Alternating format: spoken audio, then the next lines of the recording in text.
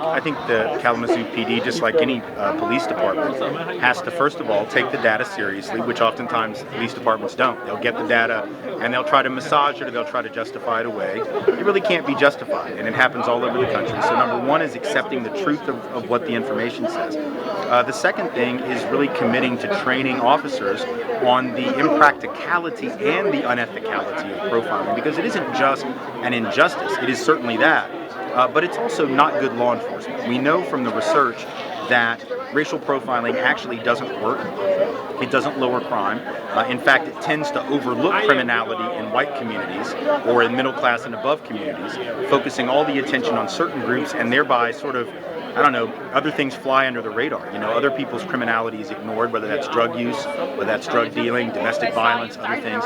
So part of the problem of racial profiling, which law enforcement needs to understand, is it actually makes communities less safe. We spend all of this time focusing on certain communities, and then other people who are not being targeted know that their leeway, their threshold for illegal activity is far greater, and you end up with a net increase in criminality. It just shifts from one community to another. So I think law enforcement needs to understand that, needs to be aware of that, needs to be trained on that, so that their own biases, both their explicit and their implicit subconscious biases, can be addressed and can be part of the training process to become an officer. So actionable steps, how would the community of color hold them accountable to this? Well, I mean, ultimately, there are going to have to be a lot of conversations about accountability, from issues of community policing to residence requirements. I mean, a lot of communities around the country are very clear about the need for officers to actually live in the communities that they police, or at least within a certain square mile radius. I think that's important for all communities. I think if you're an officer who doesn't have a stake in the well-being of the community that you're policing, or for that matter, teachers, same thing.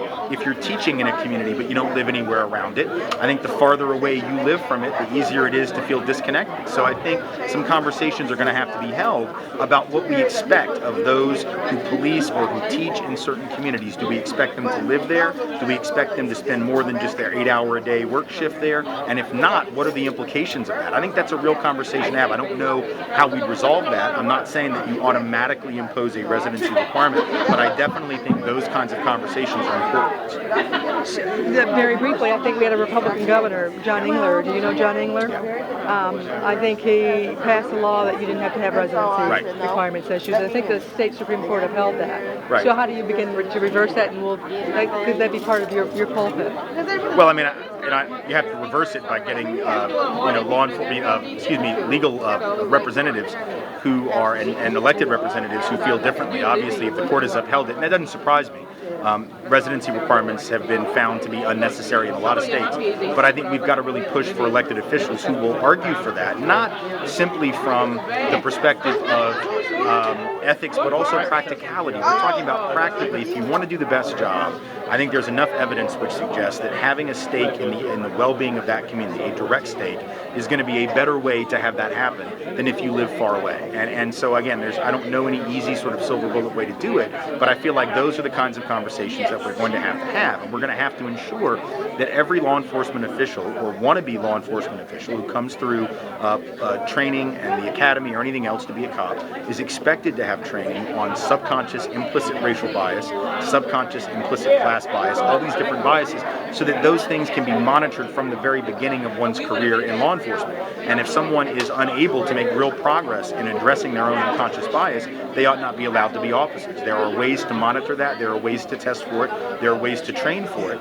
that are known among psychologists and are out there. Most law enforcement doesn't use those methods, but they are out there. And I think it's perfectly legitimate to say that in order to become a cop, you have to go through regular and ongoing processing and training to look for those kinds of biases to make sure that you're going to enforce the law equitably.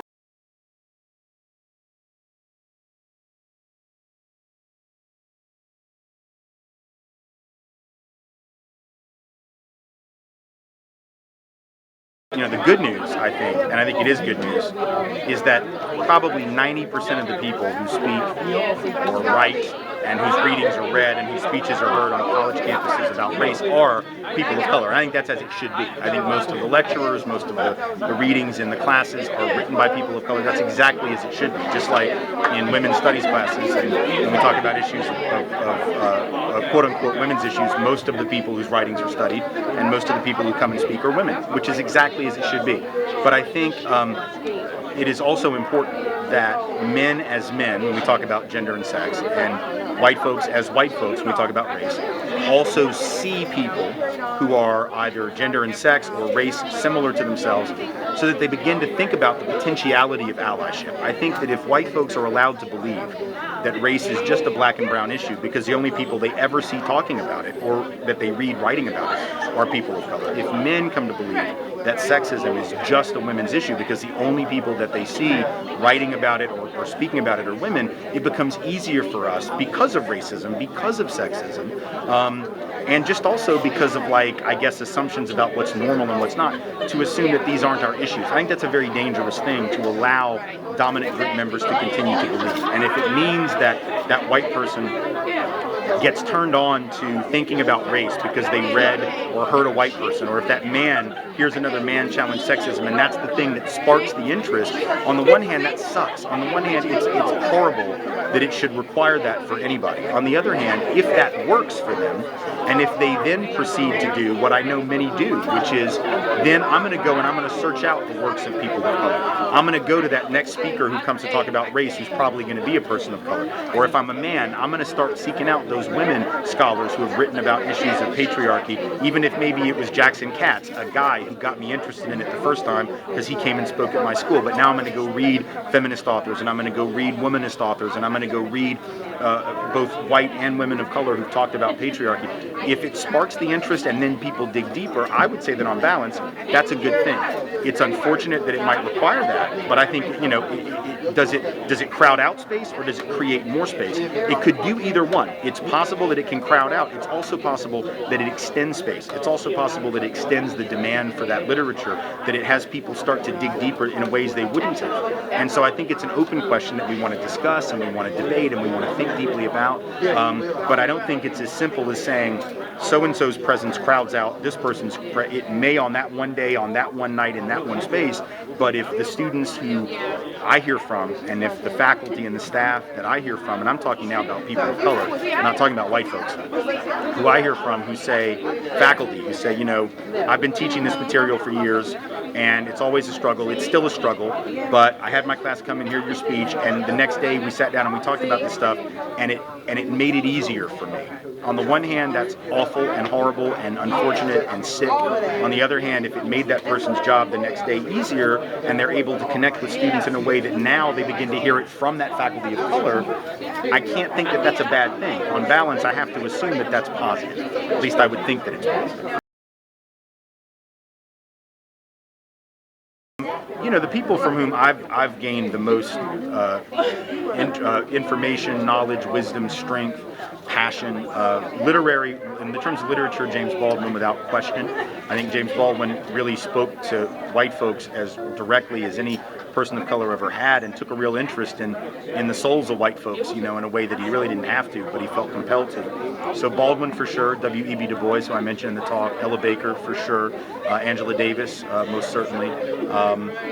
Those would be a handful. In more recent times, scholars like Eduardo Bonilla Silva at Duke, who writes about colorblind racism and talks about that.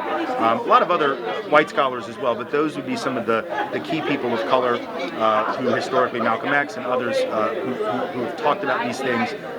Kwame Ture, Stokely Carmichael, the folks in SNCC, the folks who really are the ones who I studied the most, being from the South. That was sort of where my early initiation into this. James Lawson, John Lewis, Julian Bond, others who were instrumental in the student movement are some of those leaders who have been the biggest inspirations for me.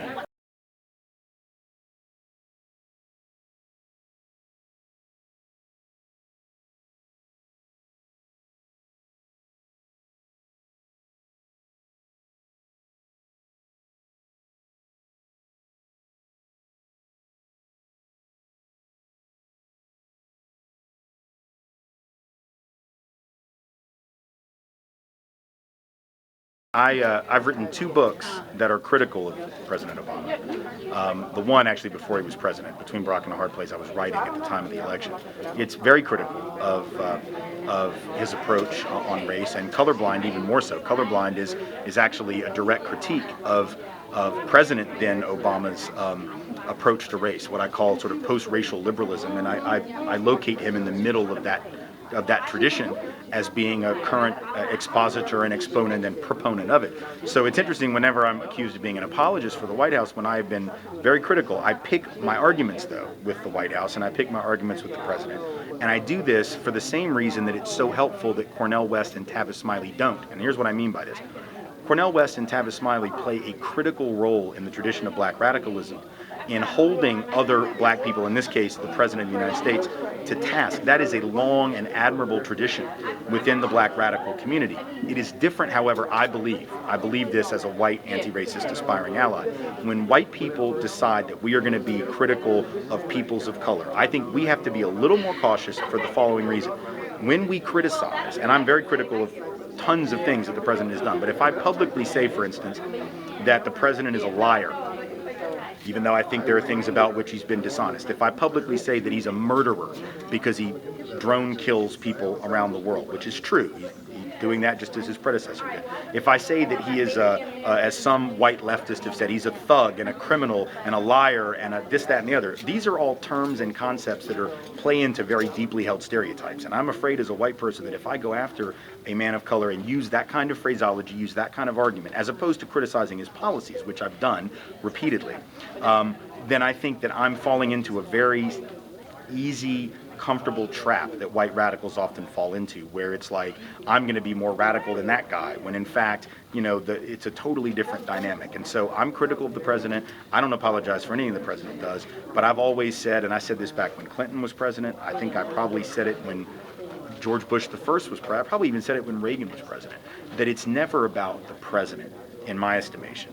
It's always about us. If we're doing what we need to be doing, and by that I mean public pressure and organizing, then whoever the president is, we are going to be able to influence. My fear is that my biggest critique of the current moment is not President Obama so much as the fact that I don't feel that we, and I put myself in that, are doing enough to organize opposition. And maybe that's in part just like it was under Clinton, because people think, well, he sort of listens to us and he sort of reads some of the same blogs that we read, so maybe we don't have to yell at him as much. Clearly we do, but I think it's more about our work. I don't expect the president to, he's the head of the empire. I expect the head of the empire to act like the head of the empire. I'm not surprised when the brown-skinned head of the empire acts like the white-skinned head of the empire. I fully expected it. I never had any expectations. That's why I wasn't surprised. That's why I'm not particularly disappointed. I expect presidents of the United States to do what they do.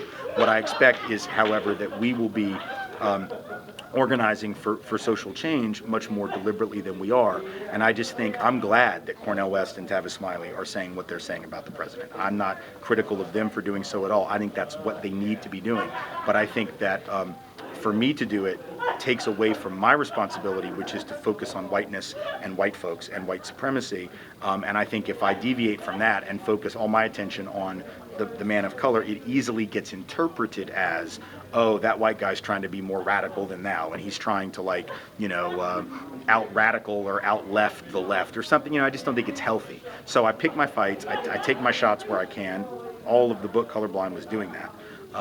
But I'm not going to become principally known as a critic of the administration the way certain other white leftists have, almost every one of whom has no race analysis at all. Almost every single Glenn Greenwald has no race analysis. There are plenty of white leftists who take shots at the president all the time and don't deal with their own white privilege. And I think part of the reason they do it is because they haven't dealt with their own white privilege. But is that his mission, Glenn No, it doesn't Greenwald? have to be, and it doesn't have to be. His mission is not that. He does other work, which is valuable work. It's not that it's bad that he's doing it. It's just that if somebody has decided they're going to principally focus on racism and privilege issues, it probably doesn't help if those of us who do that then decide to make our time going after and exercising privilege to bash a black president. I think that becomes a problem. So if Glenn Greenwald hasn't decided he wants to do race work, that's okay. He can do work on the national security state, and I'm glad he does. But I just think that the rest of us who've decided to make race sort of our focus need to remind ourselves that's our lane, that's our wheelhouse, and we're going to keep working on that, which means mostly I've got to challenge other white folks, and I've got to challenge systems of oppression, and to the extent a man of color runs that system or is part of it, he's implicated in every critique I offer. But I'm not going to make bashing him the end-all be-all of my politics, which I think is what some on the left would have us do, and I just don't think it's healthy, but it's not It's not a matter of supporting the president or apologizing for him. It's just sort of knowing what my role is. Well, actually, Greenwald has taken to task the criminal justice system here in the country. He has. Yeah. He has, but I don't think, he also pseudo-endorsed, Ron Paul. I mean, he made comments about Ron Paul that were suggestive that he was willing to forgive the fact that he and his son both are willing to junk all civil rights legislation because it infringes on the market.